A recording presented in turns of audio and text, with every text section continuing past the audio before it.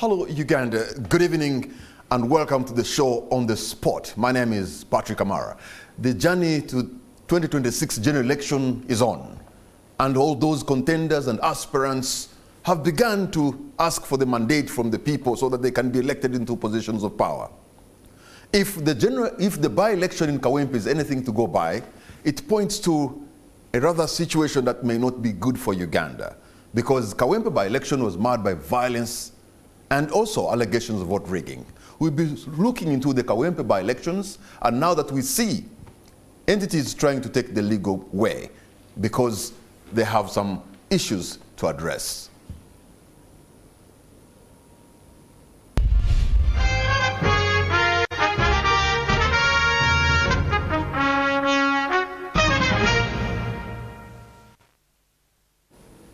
My guest this evening, who has made it on time, is Mr. George Musisi.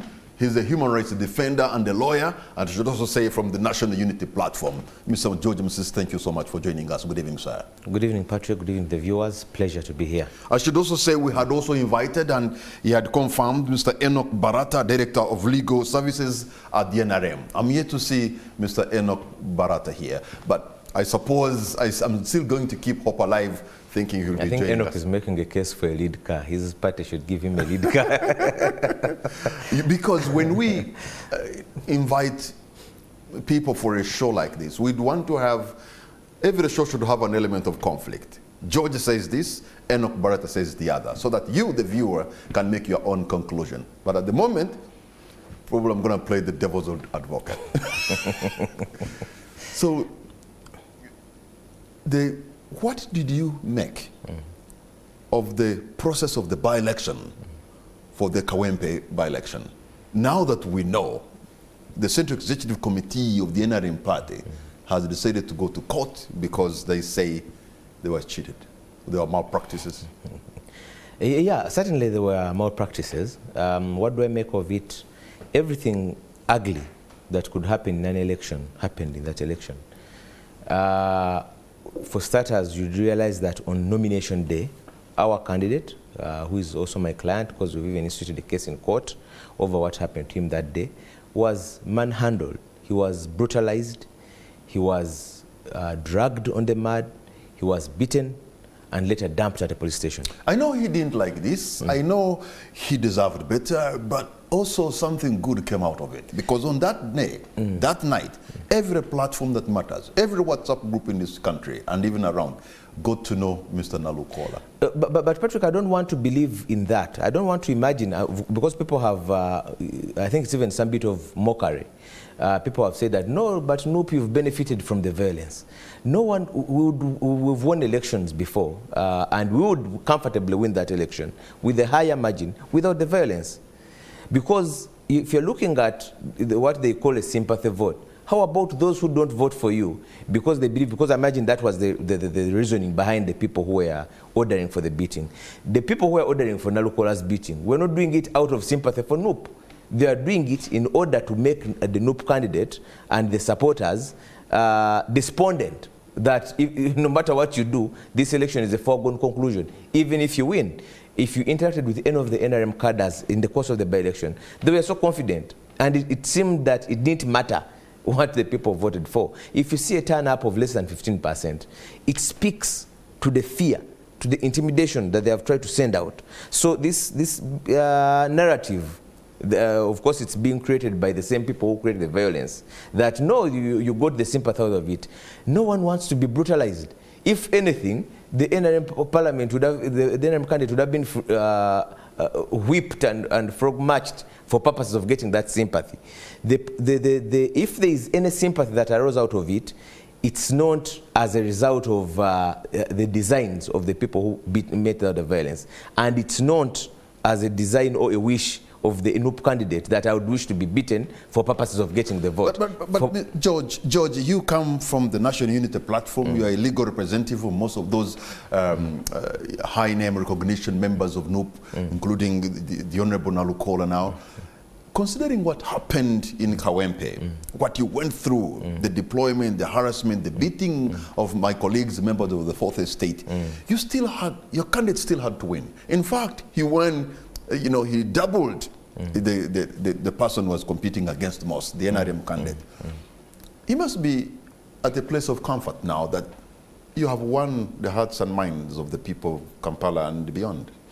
The bigger issue, and that's why I'm saying that the NRM people who want to challenge this election as a result of malpractices, yes, there are gross malpractices.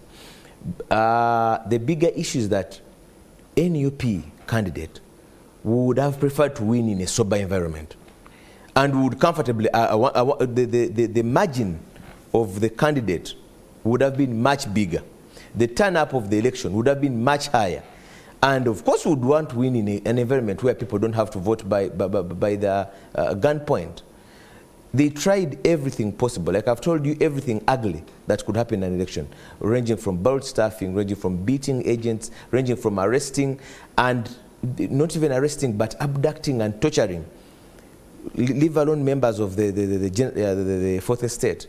Unfortunate as it was, the intention was to carry out all forms of atrocities when the prying eyes are away, because many people were then arrested after the arrest of the journalists, and then later on dumped. Some of them are leaders, dumped on different roadsides. So no one would want to win in that kind of with that kind of violence.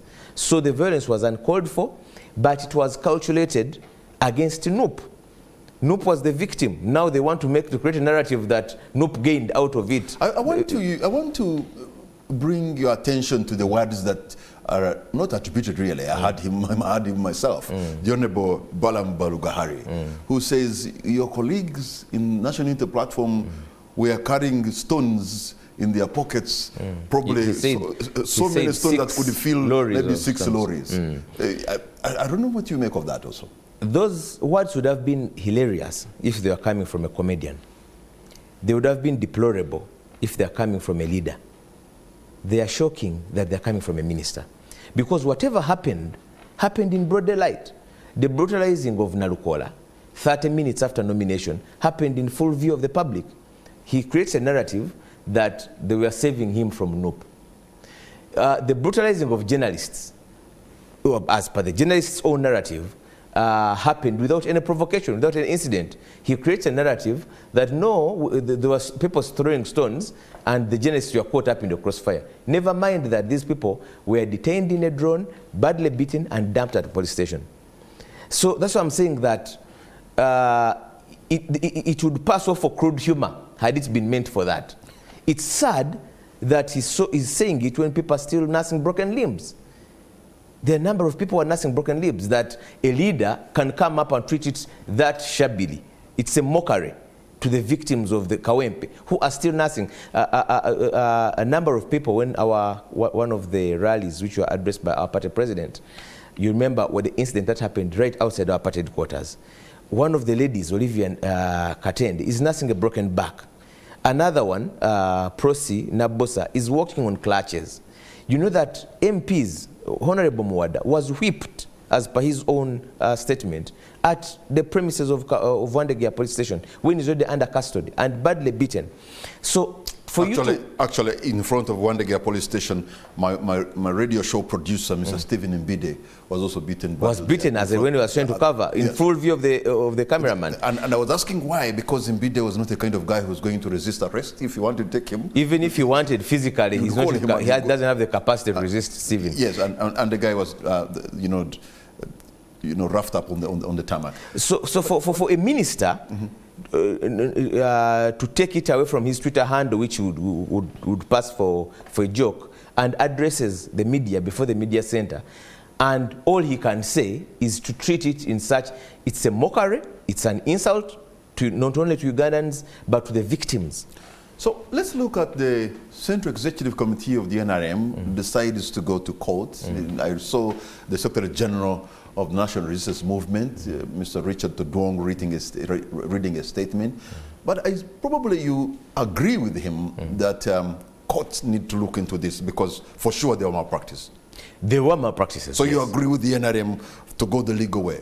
I agree with their right to go to court because I believe in that.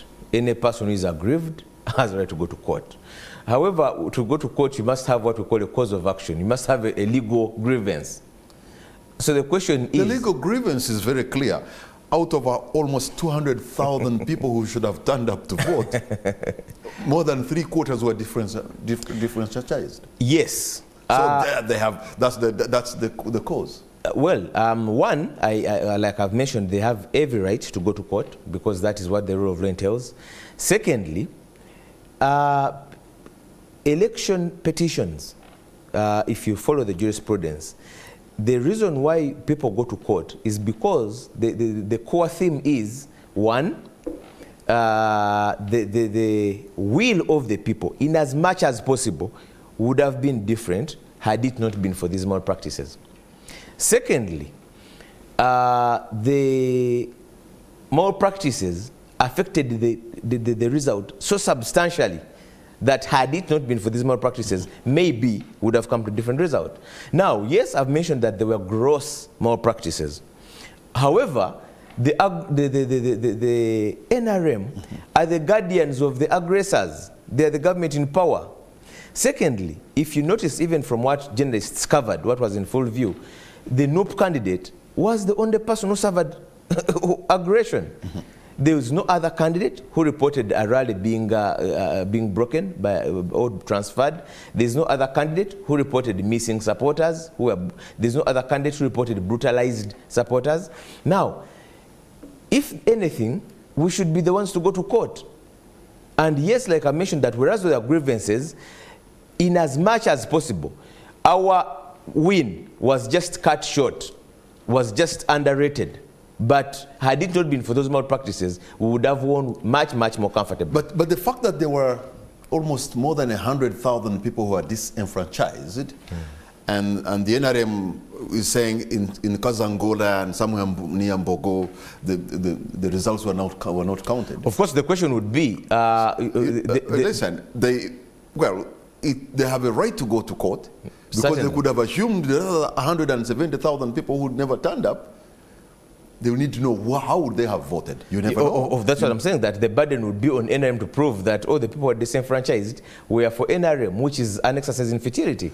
The people that's okay. That's for the court to determine. And if they are to lose twice, maybe to lose in court as well, let it be. But the truth is just a matter of establishing the truth and the facts. Like I've said, I don't begrudge their right to go to court. I believe that is the civil way of doing things. And it would give us a chance, us who are the aggrieved, because we are the most aggrieved. Between us and NRM, the most aggrieved. You are the victor, you're writing your story. No, we are the aggrieved victors. And like I mentioned, that we would be more comfortable victors had it not been for those malpractices. You know that out of the 10 candidates, we suffered the brunt of the security forces. On the nomination day, our candidate was brutalized in full view of the press. The following day, the NRM candidate was nominated, had a procession, had a rally, had a procession through the road without, and of course, rightly so. She wasn't supposed to be brutalized. So we were the victims, and of course, the aggressors calculated that were the targeted victims because the intention was NUP. Like I've told you, there is no other candidate who suffered the brunt of the violence that we witnessed. Not even the supporters. All our supporters, even up to polling day, they were in custody, many of them, as a result of that election. So for NRM to come out, one, I've said, it's within entirely their rights. To go to court? Yes. However, they will only help us because we know when we, assuming we're the respondents, but they would only help us to put to light. However, they would have a higher legal burden to show that those malpractices affected them negatively. Do you do you kind of get a sense of fear and concern that going the legal way, probably it can get out of hand for you? How exactly? Because I've had allegations that the judiciary is not fair, there's corruption in the judiciary and that kind of stuff. I hear all those voices. We have challenges. We have challenges without doubt. Just like we have challenges with the lawyers, we have challenges with the judiciary. However, we strongly believe in the judiciary because that is why many times when we are calling for its independence, it's because we want to strengthen it. It's an institution set forth by our constitution, which we believe in. It's the civil way of arbitrating over disputes. That's why we go to court. I've told you that Honorable Nalukola has petitioned court over the manner he was treated. So we believe in courts. This doesn't mean that you don't have challenges. And even some of the challenges are external. It's pressure to them. Like, for instance, the issue of acting justices. We are always fighting it. Why should judicial officers be in acting capacity? They are put in acting capacity to undermine their independence, to put them on some bit of a gauge to ensure that they decide matters on probation when they are being, something is hanging over their heads. So that's why we advocate for a stronger judiciary, because it's the civil institution which is set forth by our constitution to arbitrate over disputes. So we go there, and even when we have problems, we mention them because we want them to be stronger. It's the arbiter between the very aggressive government and the citizenry. So tell me, an overwhelming lethal force was deployed in Kawempe with battle wagons, actually on the ground and in the air. But you carried the day. What does that tell you about the people who support NUP, and also what does that mean for the general election that you're getting into? It was a battle of resilience. Because, like I mentioned, a section of security was hell-bent, was targeting NUP and its candidate. And like you saw, even the subsequent statements that came out, at some point, Internal Affairs didn't own them. These were people who were masked, who were in, without name tags, and they were not just carrying out an arrest, but brutalizing supporters in broad daylight. Of course, the brutalizing didn't save even the innocent bystanders like journalists. Because if you're doing the right thing, there is no reason why you even need to cover your face. This is not a battle where you are in an operation like fighting M23 rebels in the bush. You are carrying out a civil, and of course it brings into question the role of police. Because ideally, this is supposed to be a civil exercise. Police cannot be overwhelmed by Nalukola working with 10 people that you need a specialized joint anti-terrorism task force to arrest him. That ordinarily should be a role of police. So those are some of the grievances we even raised with the Electoral Commission, because the Electoral Commission is supposed to be in charge of every aspect regarding management of the elections, even when it's security. And as far as it relates with the candidates' operations, EC is supposed to be in charge. And those issues raised with their mind. So the EC meeting police officials and so on and so forth. But then it was just a lull before all hell broke loose again. So what does it mean for the, one, I salute the resilience of the people of Kawempe, because despite all that, you had 14% of the registered voters coming out to vote. In any case, Patrick, if I can remind you, NRM had bragged that it had over 20,000 200,000 people registered on its register. It just needed a quarter of them to win the election. So since they were already sure that they have these members, they didn't even need to campaign, they just need to mobilize just a quarter of its registered members. So what stopped them? Their members. That's what court is going to determine. That's why I'm telling you that it's an exercise in legal futility. However, it's their right, because courts are full of frivolous cases every day. People are entitled to go to court, however frivolous their claims are, and then court decides. So do you feel, as NUP, as you, Mr. Musisi, emboldened now to move ahead? Does Kawempe by-election give you some kind of momentum? You're walking with a spring in your step? It shouldn't be a spring. Ideally, elections shouldn't be a battle. Elections should be a contestation of ideas. However, the direct involvement of security, like we saw in 2021, like we've seen, and the ugly involvement, because ideally security shouldn't be a problem if it's there to provide security. It's wrong if security is used as an aggressor. If people see security as, if you walk through Kawempe on polling day, you'd think that M23 rebels are in Chevando, because you'd see battle trucks driving through where people are supposed to exercise a civil. No one had called for war, no one had even called for protest. And you're not seeing police, you're seeing the army on the forefront. So I don't want to say emboldened or walking with a spring in our step. We're just uploading, and we're saying that what if it was calculated to send a message to Ugandans that, because that was part of the narrative, that it doesn't matter what your vote is, this is going to be determined by security. That was part of the implied narrative. Yeah, but talking about security, you know, security-related matters, you know, are privy to the intelligence organizations of the country. And they should act within the realms of the law. Yes, yeah. Because you and I, you cannot know what is it that they had seen, what information they had gathered. Yes, Patrick, that's a narrative that is usually crafted to commit some shadowy activities. Whatever intelligence you gather, our constitution command is that all security and intelligence-related organs are subject to the dictates of the law. So it shouldn't mean that I've suspected Patrick to be a terrorist, I can hold him incommunicado for a month because I've received this, I'm privy to this information that you don't know. Every intelligence briefing or whatever it should be within the dictates of the law. That is if we still believe in that consensus we call a constitution. Because increasingly we're behaving like a constitution is a walking stick, which we can dispose when we need it or when we don't need it, which we use only when we need it. So if Kawempe by-election was more or less like a dry run for the 2026 general election, we, the people, should we now be worried that what is coming could even be uglier? Well, fortunately, everything is within the realms of the people to choose how to react to it. Yes, people should be worried of these signs. People should be worried when people holding guns are not subject to any law. Everyone should be worried. One of the hallmarks of this constitution and the NRM government 40 years ago was that they have put military and security under the subordination of civilian authority. People should be worried when people holding guns and masks whip citizens, unarmed citizens in broad daylight.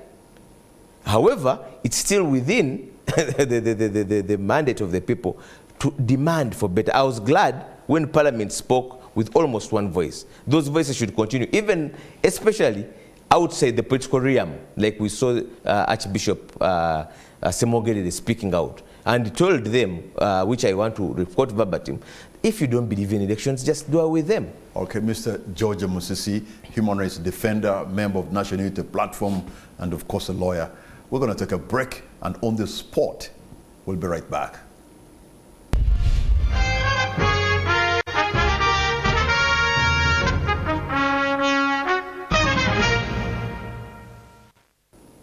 Welcome back. You're watching On the Spot. My name is Patrick Kamara, and my guest this evening, who has come on time and has honored the invitation, is Mr. George Musisi. He's a human rights defender, a lawyer, and member of the National Unity Platform. I want to point on this chair here because I had also invited Mr. Enoch Barata, who is a legal advisor of the NRM party. He confirmed with my producer, but I have not yet seen Enoch Barata here. I still am keeping the chair for him and keeping hope alive that he'll be here, because for every discussion to matter, it's better to have the two conflicting sides.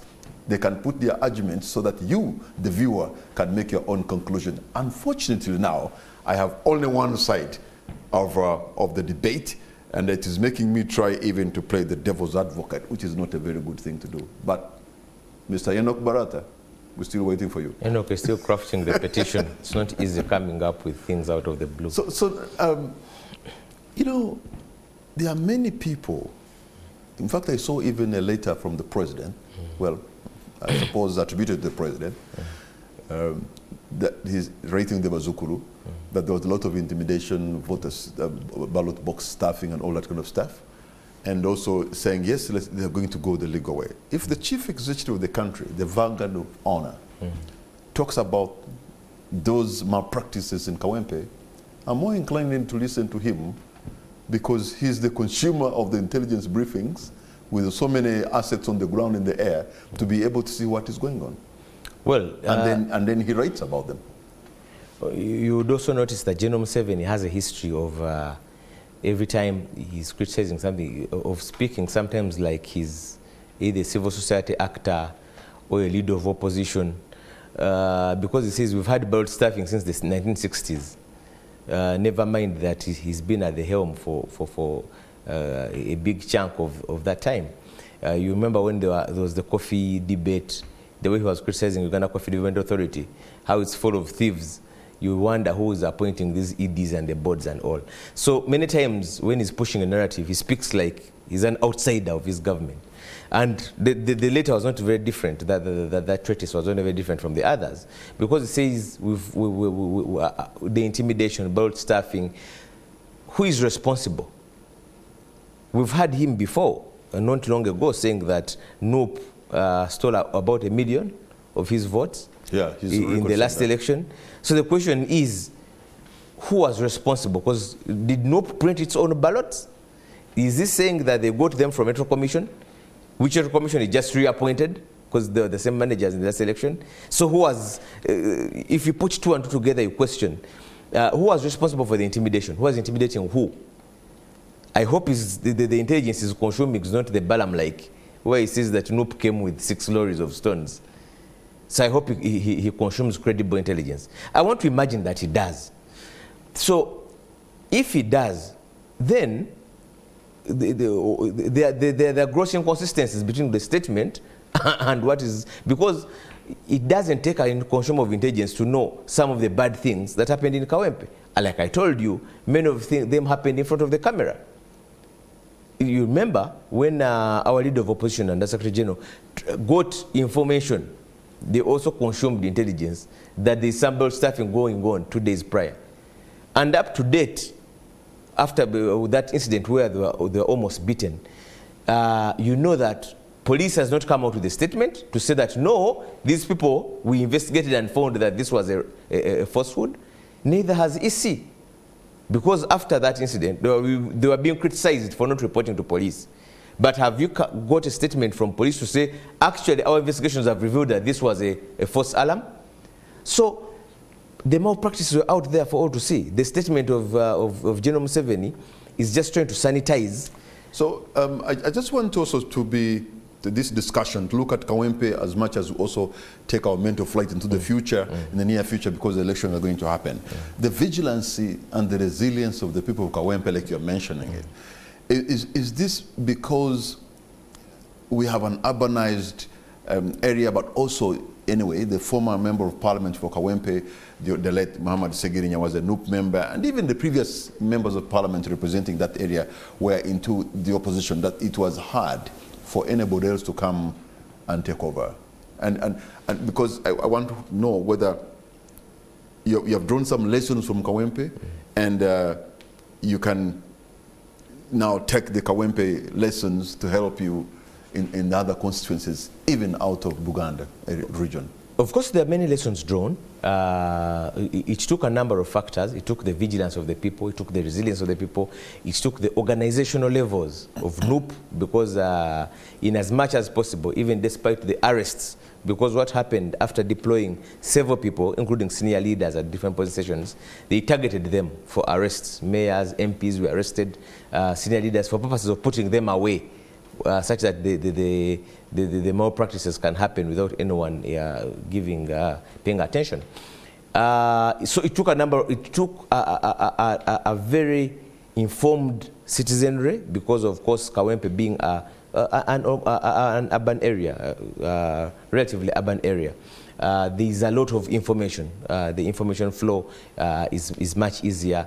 And of course there are many lessons drawn, which will be transported into the election. But it all comes down to the people who are in charge, the managers, one, electoral commission. How quick, first of all, how firmly are you in control over the process? But second, how quick do you come in to resolve these issues as they arise? Because election is not polling day. Election is a longer process.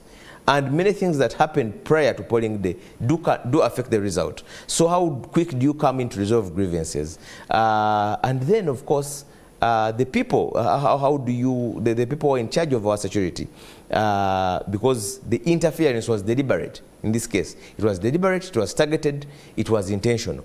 So there are many lessons drawn, and I think we can all take, and I hope even the people who meted out the violence can pick out a lesson that actually many times the will of the people will overcome whatever. There was a young man who appeared on social media putting on NUP paraphernalia, you know, the famous beret and the red counters, the red, you know, jumpsuit and all that.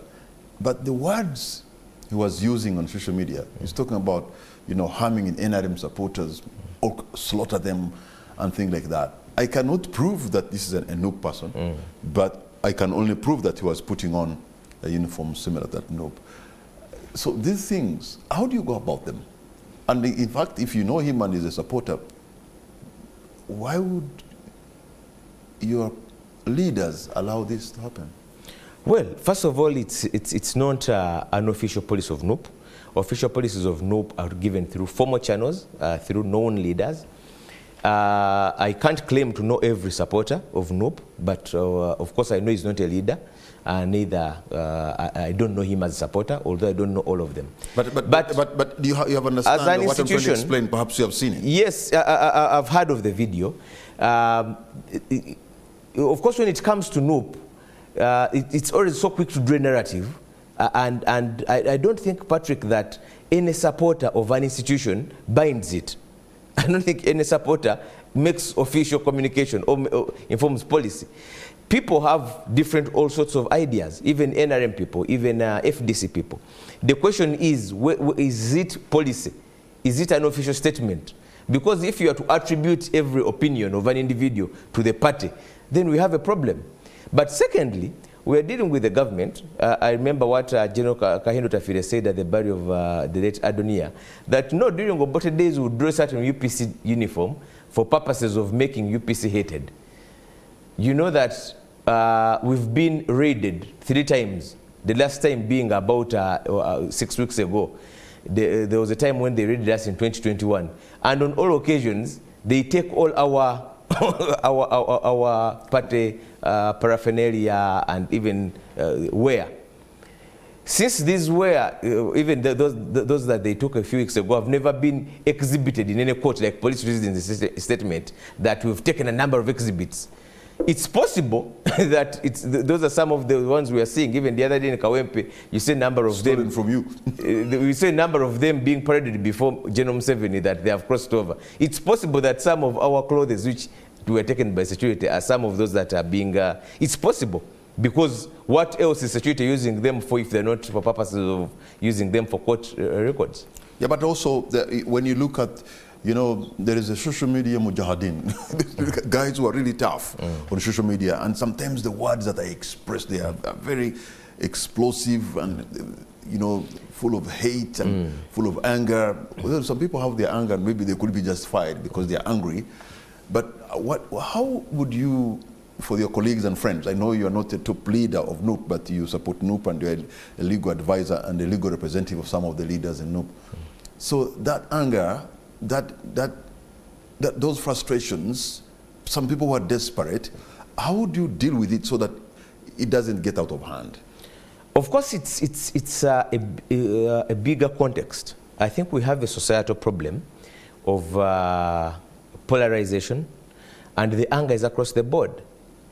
You've heard of leaders who are in charge of coercive instruments calling for the beheading and mutilation of leaders of NUP. So when you look at any, especially on social media, you see a lot of anger, vitriol from across the board, from across the political aisle. And the question is, for me, is the leadership of the different institutions who have members who are this angry capable of providing leadership, capable of showing that this is not the way to go? Fortunately, the leadership of NUP is capable of that.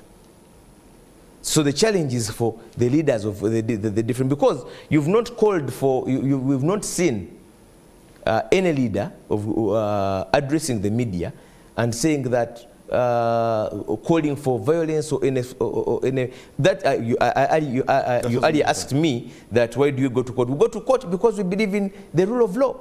That's what the rule of law says. We don't go to shrines, neither do we go to fast about it. We take the legal recourse.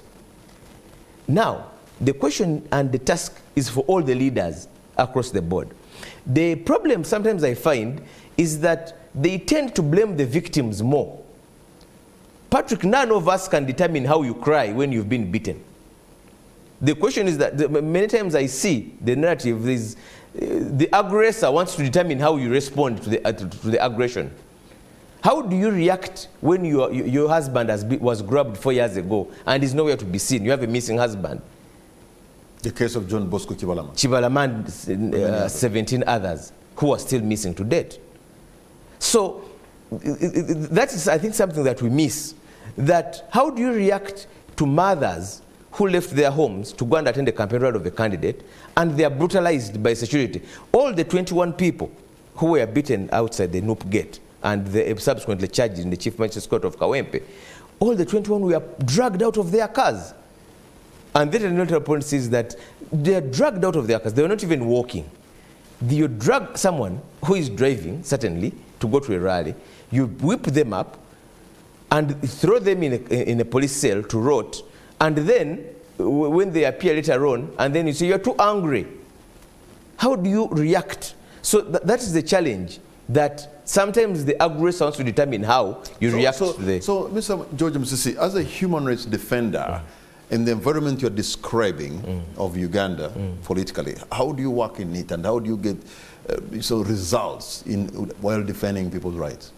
God's grace.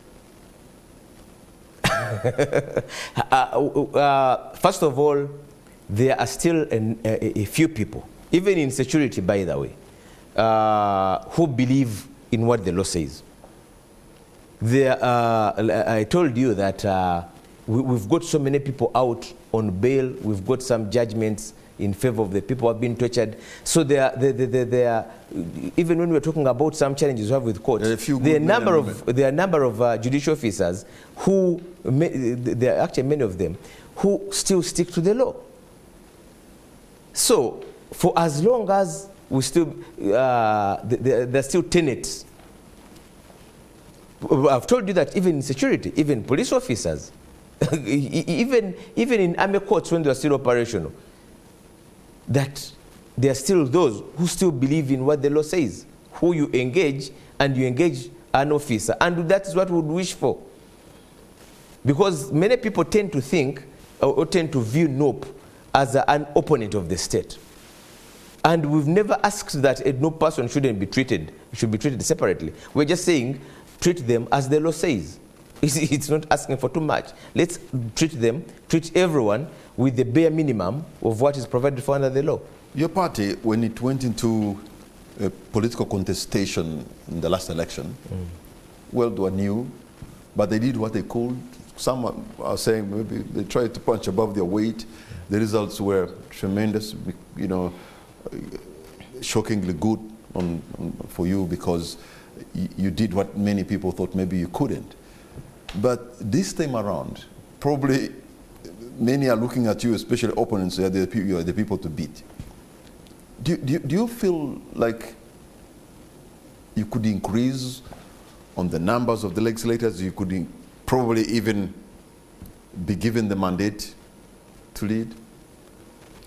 Well, we even believe that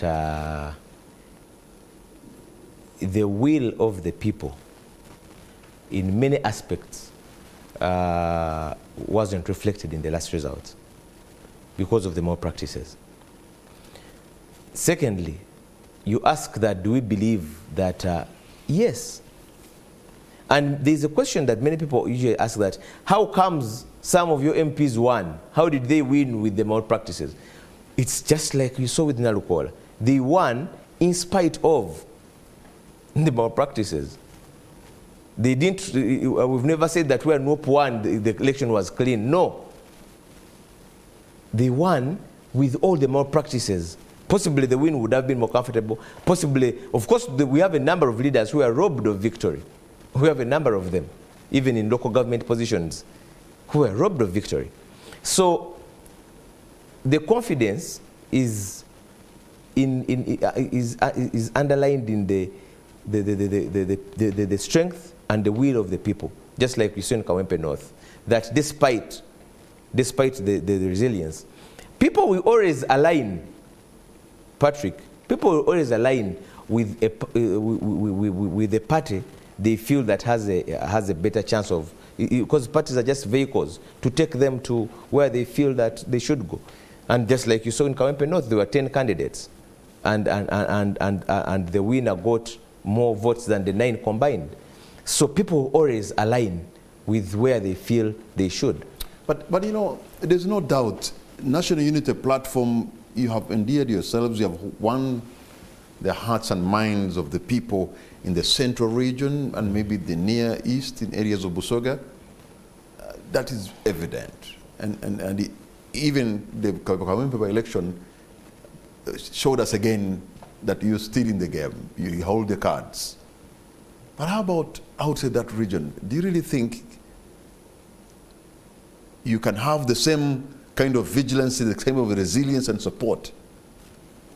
Because that will determine on how many legislators you're going to have, or even your presidential candidate, when you get one, whether he can actually be at State House in Tebe, beyond the central region.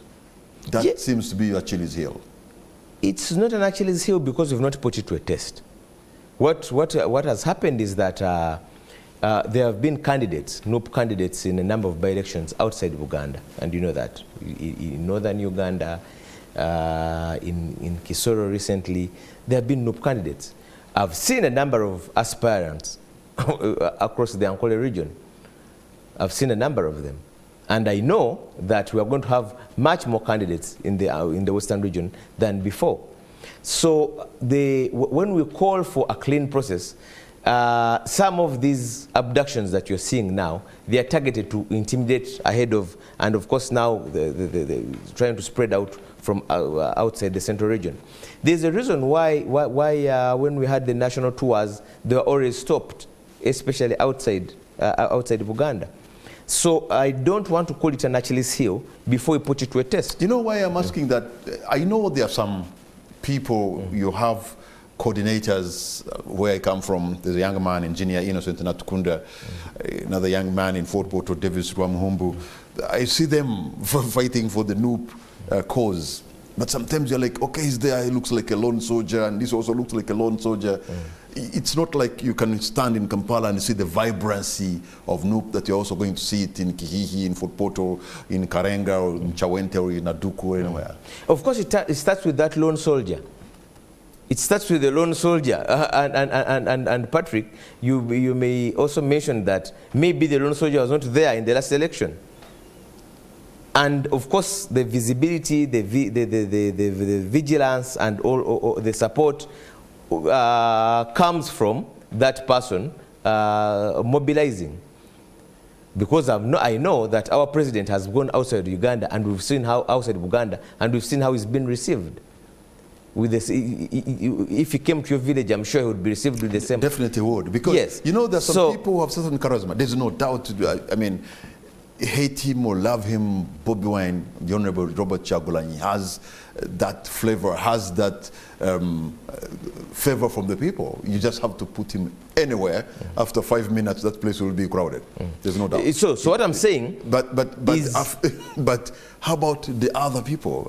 You know, the Georgia Musisis of this world would want to. You host me in your village, and you see what will happen. but most importantly, that will be put to test when we go into a general election. Like I've said, it's been a growth, a journey, a 5-year journey, which has been characterized with a lot of state-sponsored brutality against this party. And you know that for the last 5 years, we've been fighting abduction, talking about political prisoners, looking for missing persons. Amidst all that, police stopping even basic things like opening up offices or having tours. So there's been a well-cultured, and I don't want to whine, to sit here and whine, because that has been the history of this government, to always put roadblocks into people they look at their main opposers. That has been the history. So what I want to assure that is we are going to have more candidates from outside Uganda. And of course, more candidates means that more people have got a bigger buy-in in the party. So if you're seeing that young man that you are calling a lone soldier, of course it starts with a lone soldier associating with your call. It means that 5 years ago there was no one. Now there is someone.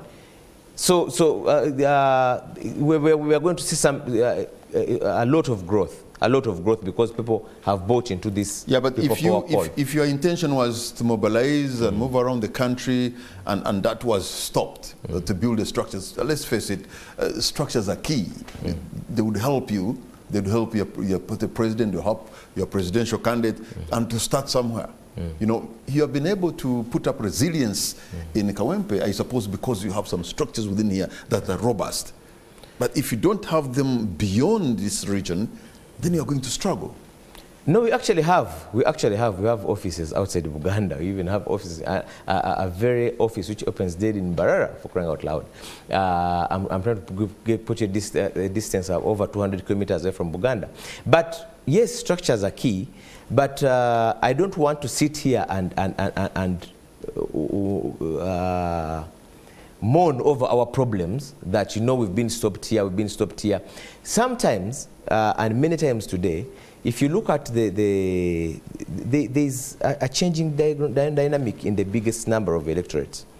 I think going into this election, we don't know the results of the last, the January exercise where people were bringing new voters, but about 60% or more than 60% of the voters are young people.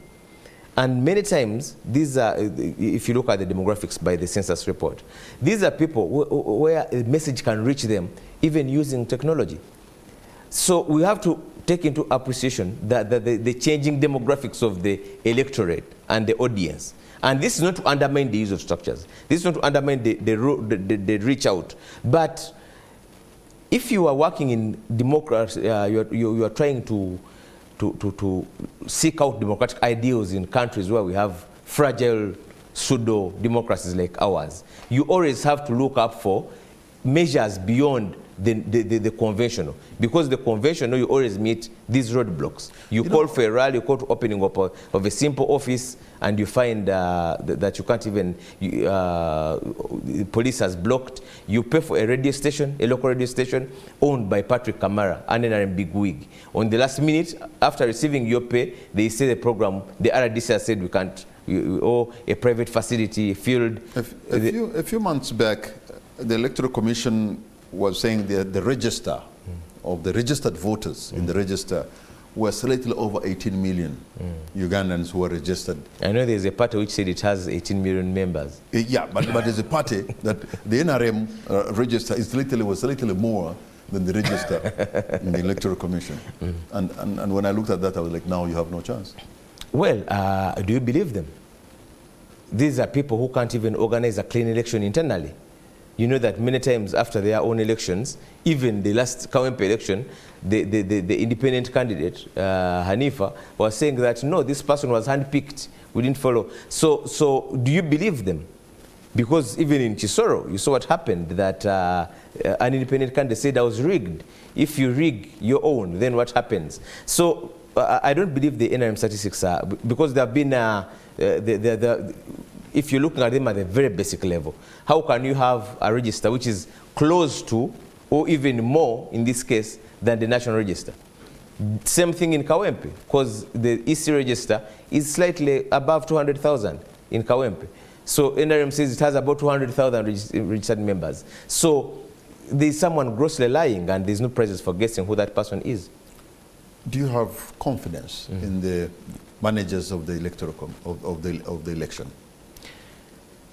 No, because of the institution set up. And this is not about them as individuals.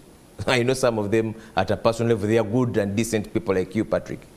However, even you, Patrick, good and decent as you are, if you are put in that setup, you'll be doing the bidding of the appointing authority. For so long, we've been calling for the strengthening of the independence of the EC in terms of appointment, in terms of, and this has been a call way transcending NOP for over 20 years. since 2001, it came out in the election petition of Dr. Is it not intriguing that even when you say you have no confidence in the system, you think it is doing the bidding of the appointing authority, you still go before it to arbitrate to? Yes, and I've had people saying, that why don't you boycott? One, there are two things. That is what the law entails. That is the law entails that the mandate of every government is up to the next 5 years. So if you say boycott, boycott doesn't work when it's an end in itself. Then what?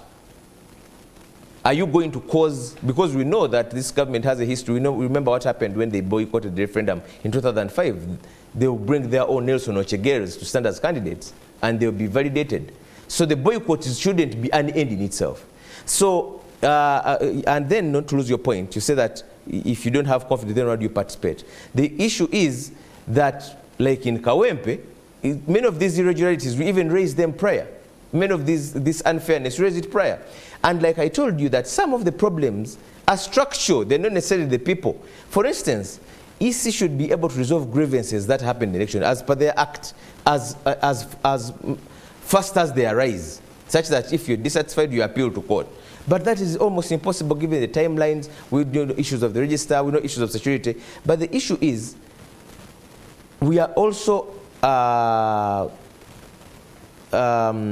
we have a spring in our step, to use your words, because of the confidence and the unity of Ugandans behind this cause. That the people believe in this cause, and we believe that the people who strongly believe in this cause, who strongly believe in this, will overwhelm the injustices. I want to thank you so much, Mr. George Musisi, a human rights defender and lawyer, for the time you've given us. Thank you. What's going to be your concluding remark tonight? Well, every Ugandan should be calling for a clean process. It benefits all of us. Patrick, in November 2020, 18th, 19th, and 20th, when we had this city flaring up, stones which were being hurled by different people couldn't differentiate people by parties. Just like bullets couldn't differentiate, because over 50 people died. So when we call for a fair, clean process, a process where security is not playing an active role, it's not a nope thing. When we call for an injustice, it shouldn't be seen as a nope thing. We're just calling to be treated as the law says, because as contemporary history shows, that it benefits all of us when we live in a society which respects the rule of law. Thank you so much, Mr. Musisi. I should also mention again, this chair was meant to be for Mr. Enoch Barata, Legal Services Advisor of the NRM. According to my producer, he had agreed to come. Unfortunately, he didn't. I hope all is well with you, Enoch. And, you know, we have a good country and we're largely good people. And Uganda have had our tumultuous past, but I think the best days are ahead of us. So even if you're supporting a different political party or a different individual, we don't need to be violent, we don't need to hate each other. You can walk into a polling booth and vote the person of your choice. Everybody's not going to be president, everybody's not going to be MP or minister. If anything, there are just very few positions of leadership. But the rest of us, 48 million Ugandans, all we need is peace to be able to accomplish whatever goals that we have. And by the grace of God, we will.